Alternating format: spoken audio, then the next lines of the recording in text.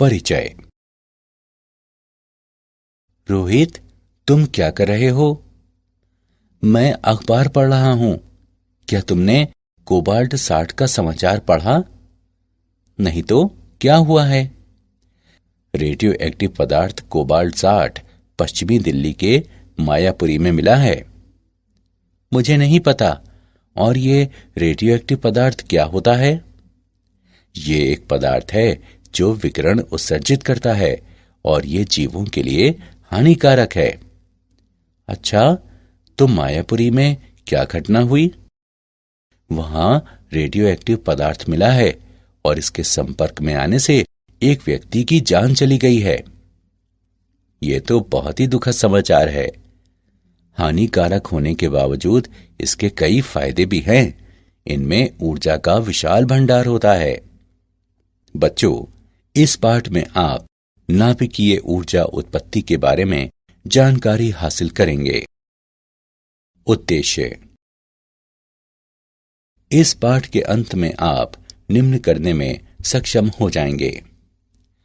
परमाणु द्रव्यमान का वर्णन करना, नाभिक की संरचना की व्याख्या करना, नाभिक के साइज का वर्णन करना, आइंस्टीन के द्रव्यमान ऊर्जा संबंध का वर्णन करना, नाभिकीय बंधन ऊर्जा की व्याख्या करना, नाभिकीय बल की व्याख्या करना, अल्फा, बीटा और गामा क्षय की व्याख्या करना, रेडियोएक्टिव पदार्थ का अर्ध आयु जानना, विखंडन एवं संलयन की व्याख्या करना और नाभिकीय रिएक्टर का वर्णन करना। परमाणु द्रव्यमान और नाभिक की संरचना। कार्बन के एक मोल में अणुओं की संख्या 6.02 गुणा 10⁻23 होता है, जो एवोगाद्रो संख्या कहलाती है।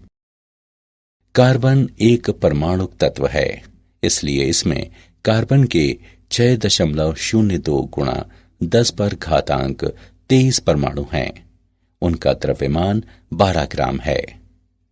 यहां कार्बन के एक परमाणु का द्रव्यमान बराबर 12/6.02 गुणा 10⁻23 ग्राम बराबर 12/6.02 गुणा 10⁻26 किलोग्राम। यहां एक परमाणु द्रव्यमान इकाई AMU बराबर 1/12 गुणा 12/6.02 गुणा 10⁻26 किलोग्राम है, बराबर 1.6605 गुणा 10⁻⁻27 किलोग्राम है। परमाणु द्रव्यमान को पारंपरिक रूप से परमाणु द्रव्यमान इकाई के रूप में व्यक्त किया जाता है, जो संतृप्त कार्बन परमाणु का द्रव्यमान है, और परिभाषा के अनुसार ये बिल्कुल 12.000 परमाणु द्रव्यमान इकाई है। नाभिक की संरचना। अल्फा किरणों के प्राकीर्णन पर रदरफोर्ड के प्रयोग से हमें पता चलता है कि परमाणु में एक सूक्ष्म कठोर क्रोड केंद्रक होता है। परमाणु का लगभग कुल द्रव्यमान इसी में केंद्रित रहता है। इसी केंद्रीय क्रोड को नाभिक के नाम से जाना जाता है। प्रत्येक परमाणु के नाभिक में मौलिक रूप से दो तरह के कण, प्रोटॉन और न्यूट्रॉन होते हैं। एकमात्र हाइड्रोजन परमाणु इसका अपवाद है। इस परमाणु के नाभिक में केवल एक प्रोटॉन होता है। किसी परमाणु के नाभिक में प्रोटॉन की कुल संख्या परमाणु के इलेक्ट्रॉनों की कुल संख्या के बराबर होती है। इसलिए परमाणु में वर्तमान कुल ऋण आवेश परमाणु में निहित कुल धन आवेश के बराबर होता है। ये परमाणु को पूर्ण रूप से विद्युत उदासीन बनाता है। नाभिकीय संरचना को इस प्रकार समझा जा सकता है। माना Z परमाणु संख्या बराबर प्रोटॉनों की संख्या। माना N न्यूट्रॉन संख्या बराबर न्यूट्रॉनों की संख्या। माना ए द्रव्यमान संख्या बराबर Z प्लस N बराबर प्रोटॉनों और न्यूट्रॉनों की कुल संख्या। नाभिकीय प्रजाति को संकेत चिन्ह द्वारा दर्शाया जा सकता है, जहां X नाभिकीय प्रजाति का चिन्ह है। जब किसी तत्व के परमाणु में परमाणु संख्या Z समान हो लेकिन द्रव्यमान संख्या अलग अलग हो तो वो समस्थानिक कहलाता है। उदाहरण, हाइड्रोजन के समस्थानिक हैं न्यूट्रॉन की खोज। एक चकती ए में रेडियो एक्टिव स्रोत पोलोनियम है, जिससे ए कण निकलता है। बी बेरिलियम का लक्ष्य है। ए और बी दोनों को रिक्त कोष्ठ सी में रखा जाता है। बेरिलियम प्लेट दृढ़ किरणें छोड़ता है, जो पैराफिन के ब्लॉक पर गिरती हैं और उच्च ऊर्जा प्रोटॉनों को बाहर निकालती हैं। न्यूट्रॉन की उत्पत्ति के लिए नाभिकीय प्रतिक्रिया को इस प्रकार व्यक्त किया जा सकता है। नाभिक का साइज। विभिन्न प्रयोगों से यह स्पष्ट हो गया है कि नाभिक की कोई ठोस और स्पष्ट सीमा नहीं होती है, जबकि त्रिज्या r को इस प्रकार से दर्शाया जा सकता है। r बराबर r0 गुणा a घनमूल, जहां r0 बराबर 1.2 गुणा 10 पर घातांक -15m अचर है, जो सभी नाभिक और नाभिकों की द्रव्यमान संख्या a के लिए समान है।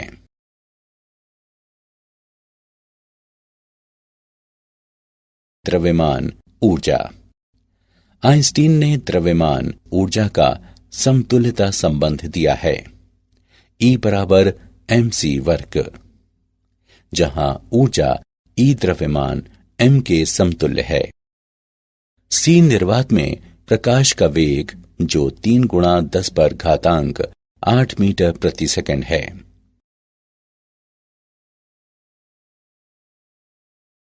नाभिकीय बंधन ऊर्जा। द्रव्यमान क्षति। यह पाया गया है कि एक दृढ़ नाभिक का द्रव्यमान नाभिक के कुल द्रव्यमान, जो प्रोटॉन और न्यूट्रॉन है, उससे कम होता है। द्रव्यमान में यह अंतर डेल्टा m द्रव्यमान क्षति कहलाता है और इसे इस प्रकार से दिखाया जा सकता है। डेल्टा m बराबर ZMP plus A minus Z गुणा Mn माइनस M, जहां Mp और Mn क्रमशः न्यूट्रॉन और प्रोटॉन के द्रव्यमान हैं। M नाभिक का वास्तविक द्रव्यमान है, A द्रव्यमान संख्या है, Z परमाणु संख्या है। ऊर्जा द्रव्यमान क्षति के समतुल्य है, अर्थात डेल्टा m गुणा वर्ग C नाभिक की बंधन ऊर्जा Eb है। ग्राफ से हम जानते हैं कि प्रति न्यूक्लियॉन बंधन ऊर्जा A के साथ बढ़ती है और इसके बाद महत्तम मान पाने के बाद धीरे धीरे घटने लगती है। मध्यवर्ती द्रव्यमान संख्या के साथ नाभिक को प्रति न्यूक्लियॉन उच्च ऊर्जा प्राप्त होती है। द्रव्यमान संख्या 56 के लिए प्रति न्यूक्लियॉन बंधन ऊर्जा उच्च है। 4 के पूर्ण विभाजक पर, अर्थात द्रव्यमान संख्या 8, 12, 16 इत्यादि के अनुरूप प्रति न्यूक्लियॉन बंधन ऊर्जा अचानक बढ़ जाती है। प्रति न्यूक्लियॉन औसत बंधन ऊर्जा 8 MeV है। हल्के और भारी तत्वों के लिए प्रति न्यूक्लियॉन बंधन ऊर्जा औसत मान से कम होती है। नाभिकीय बल। नाभिकीय बल न्यूक्लियॉनों को एक दूसरे से बांधता है और केंद्र को स्थायित्व प्रदान करने में महत्वपूर्ण भूमिका निभाता है। नाभिकीय बल के गुण। वे सामान्य तौर पर आकर्षित करते हैं। वे स्वतंत्र रूप से आवेशित होते हैं। वे बलों के लघु विस्तार सीमा में होता है। वे चक्रण पर आश्रित हैं। वे अकेंद्रीय बल हैं। नाभिकीय बल 3 मूलभूत बलों गुरुत्वाकर्षण बल, कूलॉम और नाभिकीय बल में सबसे अधिक शक्तिशाली होता है। Radio active. अस्थिर नाभिक अक्सर अल्फा, बीटा या गामा किरणों का उत्सर्जन कर दूसरे नाभिक में परिवर्तित हो जाते हैं। इस तरह से एक स्थिति से दूसरे में स्वतः परिवर्तन को रेडियो एक्टिव क्षय कहते हैं। 3 प्रकार के रेडियो एक्टिव क्षय होते हैं। 1 अल्फा क्षय, 2 बीटा क्षय और 3 गामा क्षय। रेडियो एक्टिव क्षयता का नियम। यदि n किसी विशेष प्रकार के रेडियो एक्टिव नाभिक की संख्या है और प्रति इकाई समय में क्षय के लिए लैम्डा संभावित स्थिरांक है कि क्षय अचर है, तो अति सूक्ष्म समय अंतराल dt में नाभिक की संख्या में परिवर्तन का इस प्रकार वर्णन किया जा सकता है। dn बराबर n t plus dt minus n t बराबर minus n t lambda dt। ऋणात्मक चिन्ह बताता है कि क्षय के परिणाम स्वरूप नाभिक में ह्रास हो रहा है। माना n0 t बराबर 0 पर नाभिक की प्रारंभिक संख्या है, तब nt अर्थात किसी समय t पर नाभिक की संख्या को इस प्रकार से लिखा जाएगा। nt बराबर n0 गुणा e पर घातांक माइनस लैम्डा t। माना r क्षय दर है, जिसका वर्णन इस प्रकार किया जा सकता है। r बराबर माइनस tn बटे dt। इसे समीकरण 1 से चिन्हित करें।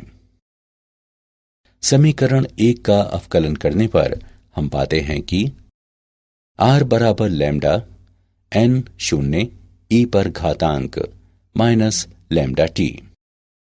माना लैम्डा n0 बराबर r0। r बराबर r0 e पर घातांक माइनस लैम्डा t। यहाँ t बराबर 0 पर क्षय दर r0 है और किसी समय t पर क्षय दर r है। किसी रेडियोएक्टिव तत्व की विघटन दर इसकी रेडियो एक्टिविता अथवा सामान्य सक्रियता कहलाती है। इसे r द्वारा दर्शाया जाता है।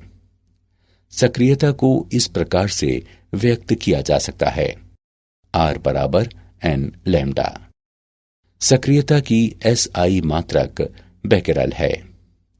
1 बेकेरल बराबर 1 BQ बराबर 1 क्षय प्रति सेकेंड। रेडियो एक्टिविता।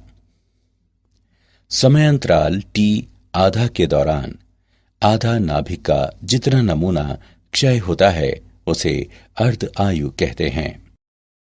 t आधा बराबर समाकलन 2 बटे लैम्डा बराबर 0.693 बटे लैम्डा। किसी रेडियोएक्टिव पदार्थ की मध्य अथवा औसत आयु टाउ बराबर 1 बटे लैम्डा। उदाहरण: कार्बन का स्थायी समस्थानिक 12 और रेडियो समस्थानिक कार्बन 14 है, जिससे प्राप्त अनुपात 1/1.4 गुणा 10 पर घातांक -12 है। कार्बन 14 का अर्ध आयु 5730 वर्ष है। 1 ग्राम कार्बन नमूने की सक्रियता ज्ञात करें। एवोगाद्रो संख्या बराबर 6 गुणा 10 पर घातांक 23। हल: 1 ग्राम कार्बन के परमाणुओं की संख्या बराबर 6 गुणा 10 पर घातांक 23 बटे 12 बराबर 5 गुणा 10 पर घातांक 22।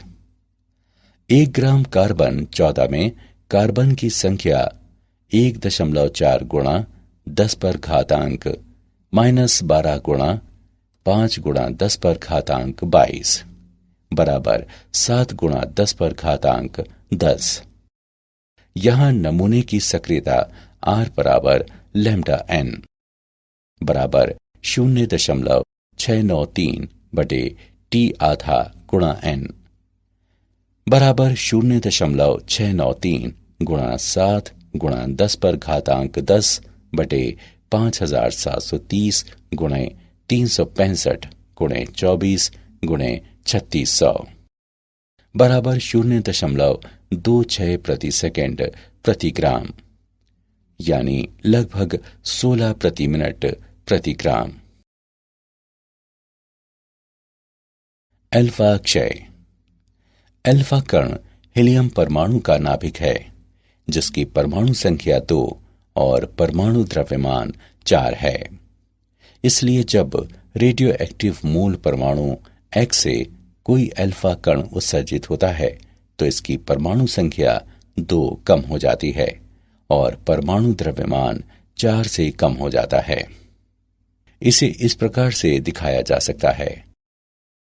इस प्रक्रिया से ऊर्जा क्यों निकलती है?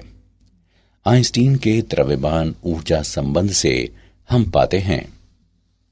इस समीकरण द्वारा इसे दर्शाया जा सकता है। Q बराबर mx minus my minus mhe समाकलन c वर्ग। ये ऊर्जा में विघटनज नाभिक और अल्फा कण की हिस्सेदारी है। उदाहरण निम्न है।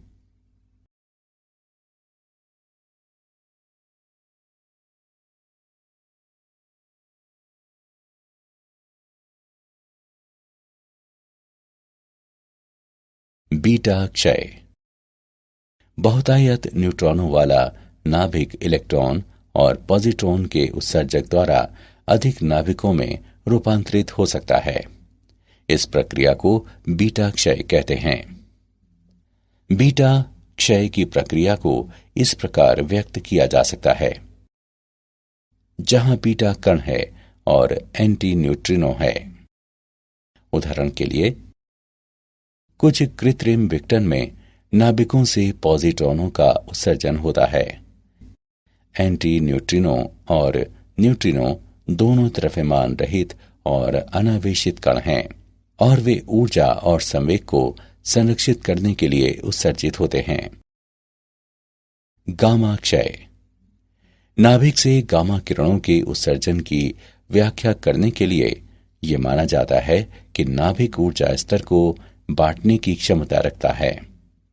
जब कोई अल्फा कण अथवा बीटा कण नाभिकों से उत्सर्जित होते हैं तो बाकी नाभिक उत्तेजित अवस्था में रहते हैं। उत्तेजित नाभिक गामा फोटोन का उत्सर्जन कर प्रारंभिक अथवा मूल अवस्था में आ जाते हैं, जिनकी ऊर्जा दो नाभिकों की ऊर्जाओं के अंतर के बराबर होती है। उदाहरण के लिए, कोबाल्ट नाभिक जिसकी द्रव्यमान संख्या 60 और परमाणु संख्या 27 है, उत्तेजित अवस्था में द्रव्यमान संख्या 60 और परमाणु संख्या 28 के साथ निकेल नाभिक में रूपांतरित हो जाते हैं। द्रव्यमान संख्या 60 और परमाणु संख्या 28 के साथ उत्तेजित निकेल नाभिक दो क्रमागत गामा फोटोन की ऊर्जाओं 1.17 MeV और 1.33 MeV का उत्सर्जन कर मूल अवस्था में लौट आता है।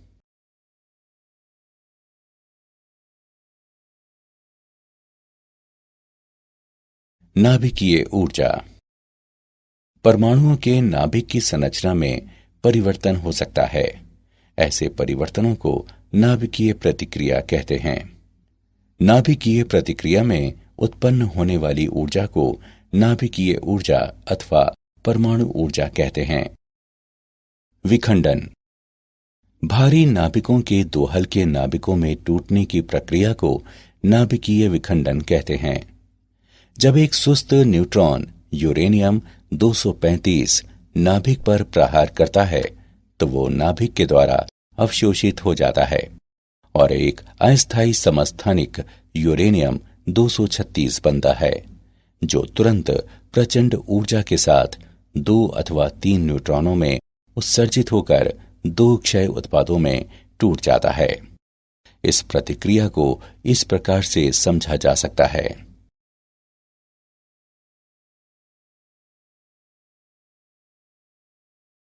नाभिकीय ऊर्जा। श्रृंखला प्रतिक्रिया एक प्रक्रिया है जिसमें विखंडन के बाद न्यूट्रॉन मुक्त होते हैं और इसके बाद के नाभिक में कम से कम एक और विखंडन होता है। ये नाभिक न्यूट्रॉन उत्पत्ति करता है और इस प्रक्रिया को दोहराता है। यह प्रक्रिया नियंत्रित अथवा अनियंत्रित हो सकती है। नियंत्रित श्रृंखला प्रतिक्रिया। यदि किसी श्रृंखला प्रतिक्रिया को कृत्रिम रूप से इस प्रकार व्यवस्थित किया जाए कि प्रत्येक विखंडन पर 2 अथवा 3 न्यूट्रॉनों की उत्पत्ति हो, तो औसत तौर पर केवल एक न्यूट्रॉन के कारण बाद का विखंडन और इस तरह से विखंडन अचर रहता है। ऐसी परिस्थितियों में श्रृंखला प्रतिक्रिया को नियंत्रित कहा जाता है। अनियंत्रित श्रृंखला प्रतिक्रिया। इस प्रक्रिया में प्रत्येक विखंडन में 2 अथवा 3 न्यूट्रॉनों की उत्पत्ति होती है।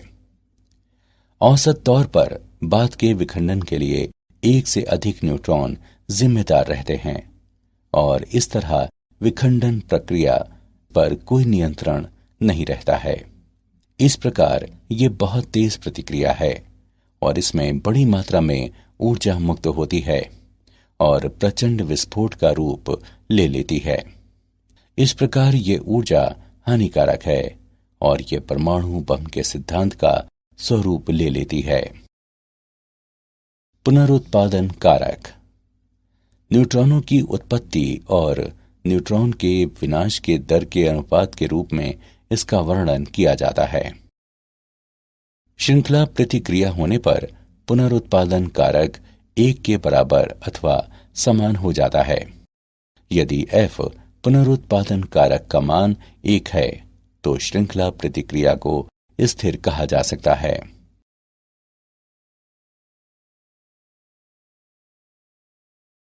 नाभिकीय रिएक्टर। नाभिकीय रिएक्टर एक महत्वपूर्ण यंत्र है जो नियंत्रित श्रृंखला प्रतिक्रिया पर आधारित है और विभिन्न उद्देश्यों के लिए उपयोगी नाभिकीय ऊर्जा का स्रोत है। भारी परमाणुओं से बने ईंधन जब टूटते हैं तो न्यूट्रॉन को अवशोषित कर लेते हैं और इसे रिएक्टर के पात्र यानी एक बड़ी टंकी में एक लघु न्यूट्रॉन स्रोत के अनुदिश जमा हो जाते हैं।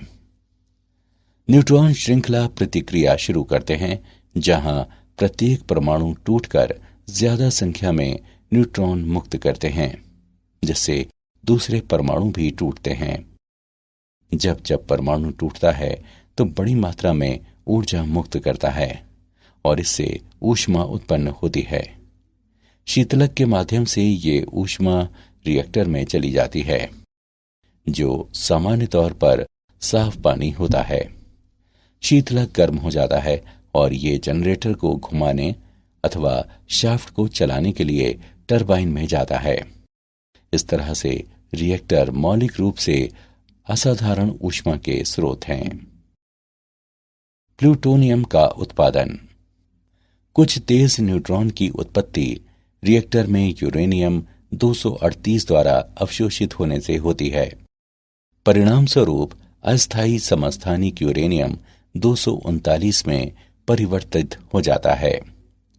यूरेनियम 239 बीटा कण उत्सर्जित कर इसे नेपच्यूनियम 239 में परिवर्तित कर देता है, अर्थात नेपट्यूनियम भी बीटा कण उत्सर्जित करता है और स्वाभाविक रूप से प्लूटोनियम 239 में परिवर्तित कर देता है। नाभिकीय संलयन, तारों में ऊर्जा जनन। 2 और उससे अधिक हल्के नाभिकों के संयोजन से भारी नाभिकों के बनने की घटना, जिसमें भारी मात्रा में ऊर्जा मुक्त होती है, उसे नाभिकीय संलयन कहते हैं। अब हम ट्रिटियम को बनाने में दो ड्यूट्रॉन के बारे में विचार करते हैं। ट्रिटियम को इस प्रकार बनाया जा सकता है कि तीसरे ड्यूट्रॉन को मिलाकर अल्फा कण बनाया जा सकता है। अंतिम परिणाम निम्न है। ज्यादातर मुक्त ऊर्जा प्रोटॉनों और न्यूट्रॉनों की गतिज ऊर्जा के रूप में प्राप्त होते हैं। नियंत्रित ताप नाभिकीय संलयन। उच्च तापमान पर परमाणु के नाभिकों में संयोजन कराने से भारी नाभिक की उत्पत्ति होती है और एक साथ भारी मात्रा में ऊर्जा मुक्त होती है। ताप नाभिकीय संलयन सूर्य के क्रोड में ऊर्जा का स्रोत है। क्या आप जानते हैं, अनिल काकोडकर एक प्रख्यात भारतीय परमाणु वैज्ञानिक थे। उन्होंने कहा कि नाभिकीय शक्ति वास्तव में हवाई यात्रा जितनी सुरक्षित है, भले ही लोग इसे खतरनाक मानते हैं। काकोडकर ने यह भी कहा कि कैटास्ट्रॉफी सिंड्रोम, ये शब्द जो परमाणु संयंत्र से जुड़ा है, खासकर उन जन समूहों और सामाजिक कार्यकर्ताओं के लिए आवश्यक है जो भारत में परमाणु शक्ति का विरोध कर रहे हैं। सारांश। आइए हमने जो कुछ सीखा है उसे संक्षेप में दोहराएं। परमाणु द्रव्यमान को पारंपरिक परमाणु द्रव्यमान इकाई में व्यक्त किया गया है। एक परमाणु द्रव्यमान इकाई AMU बराबर 1.6605 गुणा 10⁻⁻27 किलोग्राम। प्रत्येक परमाणु के नाभिक में मौलिक रूप से दो तरह के कण, प्रोटॉन और न्यूट्रॉन होते हैं। नाभिक की त्रिज्या r को इस प्रकार से दर्शाया जा सकता है, जहां r0 बराबर 1.2 गुणा 10⁻⁻15 m अचर है, जो सभी नाभिक और नाभिकों की द्रव्यमान संख्या a के लिए समान है। आइंस्टीन द्रव्यमान ऊर्जा समतुल्यता संबंध, जहां ऊर्जा E द्रव्यमान m के समतुल्य है। C निर्वात में प्रकाश का वेग है, जो 3 × 10⁸ मीटर प्रति सेकंड है।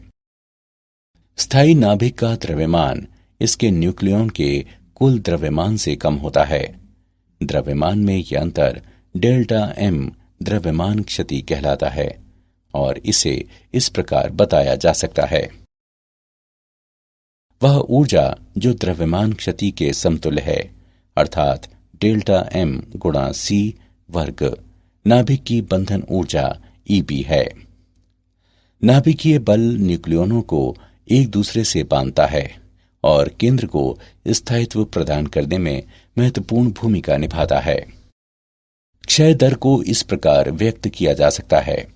यहाँ t पर क्षय दर r0 बराबर 0 और r समय t पर क्षय दर है। विघटन की दर को सक्रियता कहते हैं। इसे इस प्रकार से व्यक्त किया जा सकता है। सक्रियता का SI मात्रक है बेकेरल।